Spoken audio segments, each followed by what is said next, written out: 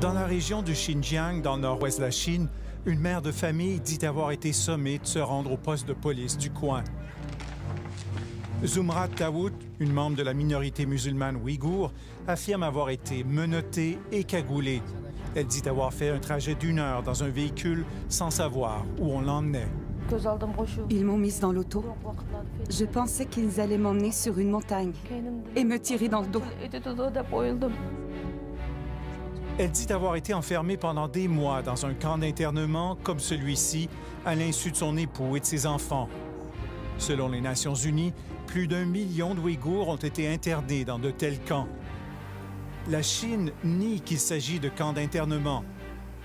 There's what we call vocational education and training centers. It's nothing to do with eradication of ethnic groups. Mais une fuite de documents confidentiels du gouvernement chinois, obtenue par le Consortium international des journalistes d'enquête, dévoile les plans secrets de Pékin, un vaste système de détention pour l'endoctrinement d'un peuple minoritaire.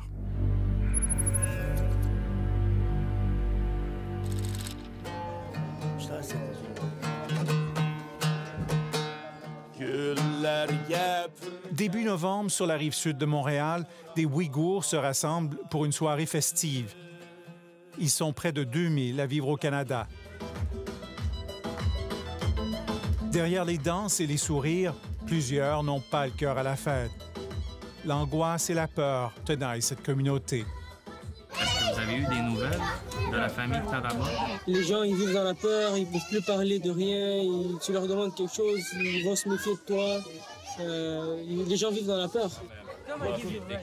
Arki Aliev est d'origine ouïghour. Il a émigré à Montréal avec ses parents il y a 20 ans. Ils sont inquiets car ils n'arrivent plus à joindre les membres de leur famille qui vivent en Chine. Quand on les appelle sur les téléphones en ligne directe, bien, ça ne sonne pas, on n'arrive pas à les rejoindre. Qu'est-ce qu'il y en est avec mes frères, mes sœurs? Qu'est-ce qu'il y en est avec les cousins, les cousines? Bien, ces gens-là ont disparu, comme s'ils n'ont jamais existé. On n'a aucun signe de vie depuis déjà plusieurs années, là.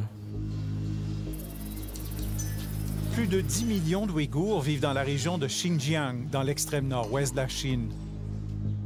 Cette région, riche en pétrole et en ressources minières, est stratégique pour la Chine pour assurer son approvisionnement énergétique et pour établir de nouvelles voies commerciales vers l'Occident.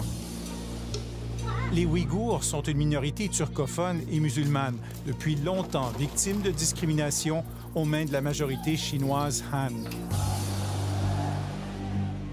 Les tensions entre les deux groupes ethniques ont mené à des émeutes et des attentats commis par des Ouïghours.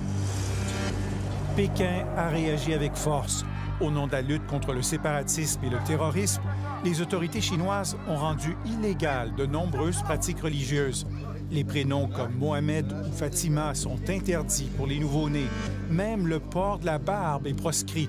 La langue ouïghour est interdite dans les écoles. La Chine et la politique chinoise essayent d'éliminer les Ouïghours et leur religion. Donc, écoutez, tout simplement pour complètement leur effacer la culture ouïghour, la culture musulmane. Pékin cherche à assimiler les Ouïghours au sein de la culture chinoise dominante, selon la professeure Vanessa Frankville. Donc l'idée aujourd'hui, si on suit le discours chinois, c'est que pour stabiliser la région, il faut éduquer, neutraliser une certaine partie de la population. Et donc cette population, elle est majoritairement ouïghour. En 2016, la répression s'est accrue de façon marquée avec la mise en place d'un redoutable appareil de surveillance. Les caméras sont partout. Des applications espionnent le contenu des téléphones cellulaires et grâce à l'intelligence artificielle, les policiers analysent toutes ces données pour suivre à la trace une population entière. Vous marchez sur la rue, bien déjà les ordinateurs peuvent repérer votre face et avoir toute l'information nécessaire dans leur fichier. Donc surveillance 24 heures sur 24 sur les allées et les venues, à tous les points, que ce soit le métro, que ce soit les centres commerciaux. Il faut rentrer là avec une empreinte digitale. Je crois qu'il faut aussi voir la région ouïghour comme une région laboratoire. On est en train de mettre en place une société dystopique à la George Orwell.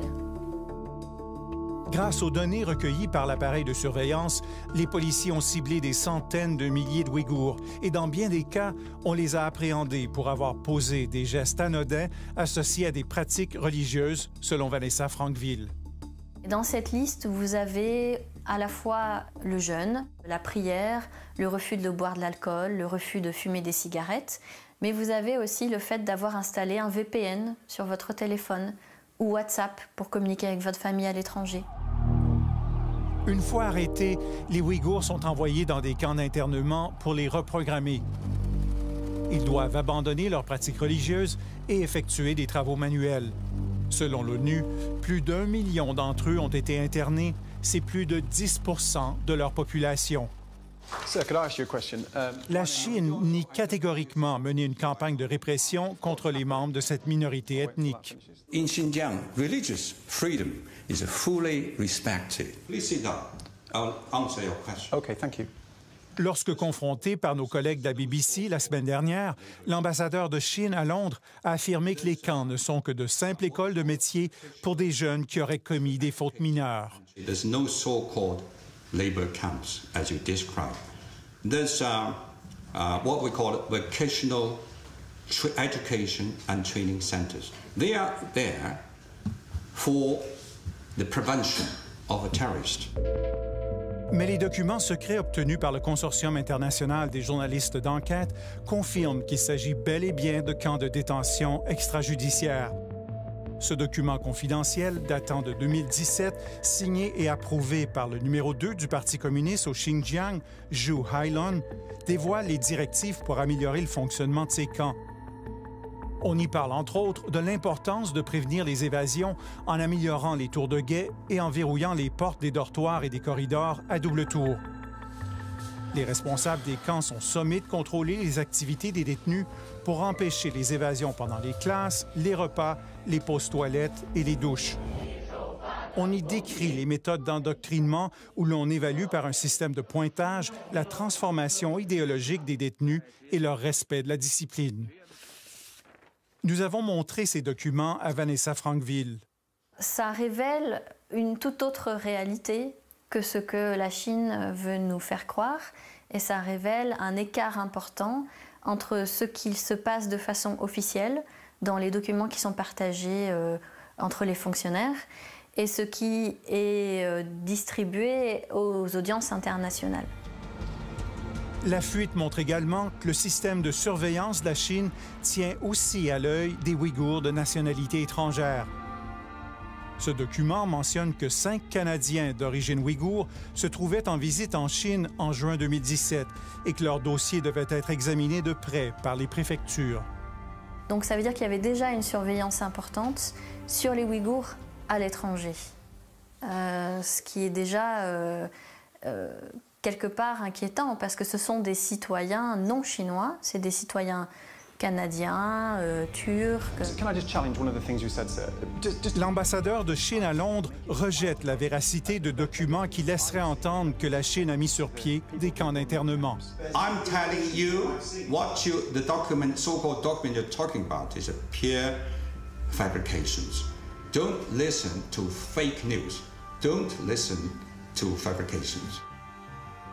Mais l'authenticité de ces documents a été confirmée par plusieurs experts. Et des témoignages bouleversants d'ex-détenus décrivent l'enfer des camps d'internement. On voyait de nos propres yeux des choses horrifiantes. Ce ne sont pas des êtres humains.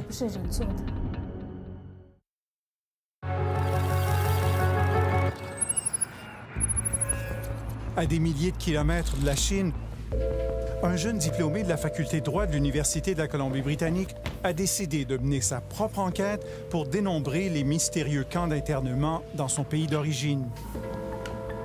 Armé d'un simple ordinateur portable, il a découvert sur des sites officiels chinois des appels d'offres liés à la construction des camps.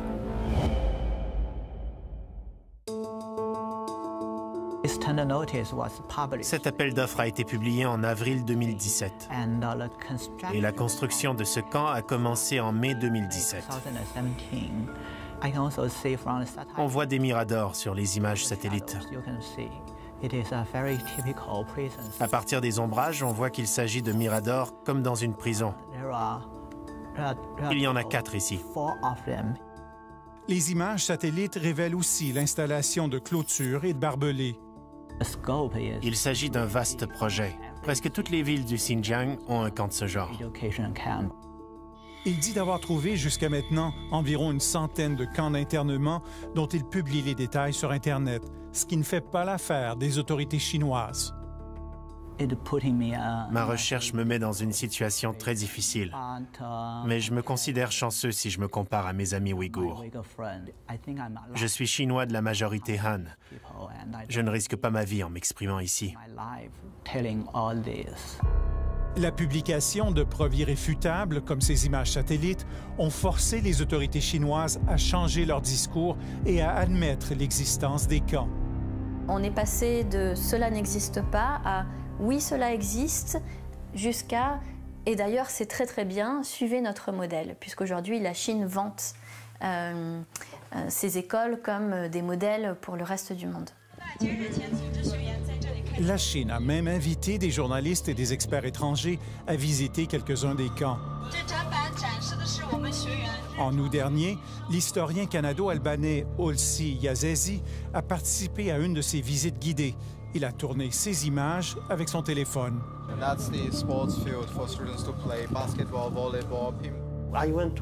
Je suis allé à un terrain de sport et j'ai vu des garçons ouïghours en train de jouer. J'ai voulu les interviewer, mais on me l'a interdit.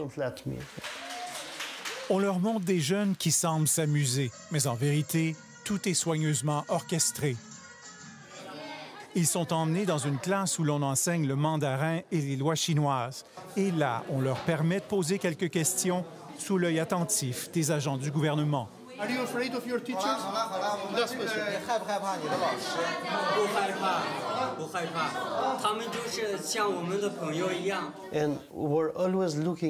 Ils étaient toujours en train de regarder leurs profs pour s'assurer qu'ils répondaient correctement. J'ai enfin décidé de les questionner. Je leur ai demandé leur nom et pourquoi ils étaient là. What is her mistake? Why she ended up here?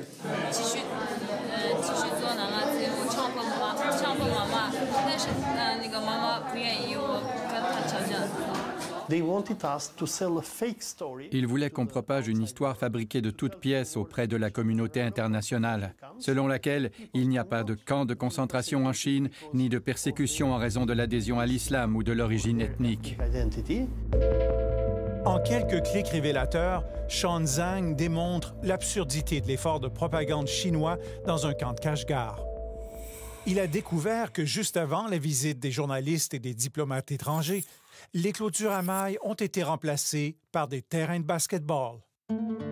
Voici les images que la Chine souhaite montrer au reste de la planète, des images tournées par la BBC lors d'une visite guidée dans le même camp. Ces jeunes jouent sur un terrain de basket-ball qui était inexistant auparavant. Le discours officiel de la Chine est aussi contredit par des témoignages bouleversants de Ouïghours en exil qui disent avoir vécu l'enfer des camps. Zumrat Dawood dit avoir été interné et endoctriné pendant 3 mois. En classe, on nous parlait du Parti communiste. On nous disait que nous étions pervertis par l'islam, que c'était une maladie contagieuse venant de l'étranger. Saregoul Tsaoudbé, une musulmane de la minorité kazakh, dit avoir été emmenée de force dans un camp pour enseigner le mandarin aux détenus. Elle s'est confiée à nos collègues de la télévision publique suédoise SVT. Plusieurs personnes dormaient dans 1 mètre carré. Elles devaient dormir sur leur côté droit, sans bouger. Si elles bougeaient, on les punissait. Selon Saregoul, il y avait une pièce appelée la Chambre noire où elle a été battue. Elle dit que des détenus en sortaient parfois couverts de sang avec les ongles arrachés. Il y avait une chaise avec des clous pointés vers le haut. Et aussi une autre chaise. Une chaise noire, qu'ils appelaient la chaise du tigre. Elle infligeait des chocs électriques.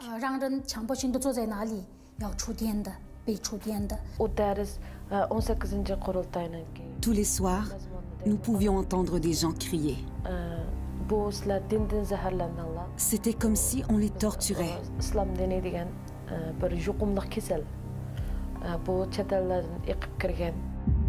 Selon Seragoul, les femmes internées étaient régulièrement agressées par les policiers. Un souvenir la hante, un viol qui aurait été commis devant les détenus. C'était horrifiant. Ils avaient rassemblé plus d'une centaine de personnes. Et ils ont pris une jeune femme dans la vingtaine.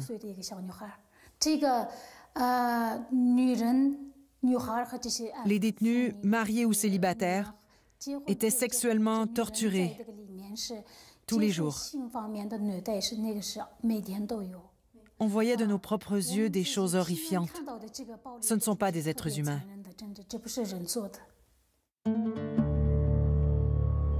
Malgré l'attention croissante à ce qui se passe au Xinjiang, la Chine semble malgré tout déterminée à poursuivre son programme de détention et d'assimilation forcée. La réaction de la communauté internationale est trop timide, croit Vanessa Frankville. Je crois que la diplomatie discrète, comme on l'appelle, ne fonctionne pas, n'a pas fait ses preuves, et qu'aujourd'hui, elle est même complice de ce qui se passe. Arki Aliyev, lui, espère que la communauté internationale, y compris le Canada, répondra à l'appel de détresse lancé par son peuple. Tout le monde est à fleur de peau ici, là, parce qu'on n'a aucune idée de ce qui arrive à nos proches. Sont-ils vivants? Sont-ils morts? Est-ce qu'ils sont dans des camps de concentration présentement en train de souffrir là-bas? On n'a aucune idée.